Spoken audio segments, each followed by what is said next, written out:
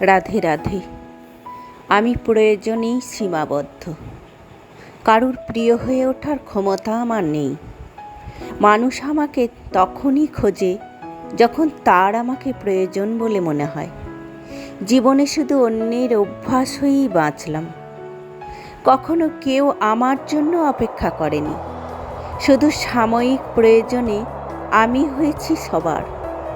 হয়তো আমারই দোষ, বেশি করে ফেলেছি, বিনিময়ে চাইনি কিছুই। মনে হয়েছে আমি না বলতেও কেউ না কেউ আমাকে ঠিক বুঝবে, কিন্তু না, কেউ বোঝে না, আর হয়তো কোনোদিন বুঝবেও না। এতদিনে আমি প্রয়োজন আর প্রিয়জন এই দুটি শব্দের মানে বুঝে গেছি। হয়তো অনেক দেরিতেই বুঝেছি, তবুও বুঝেছি। রাধে রাধে।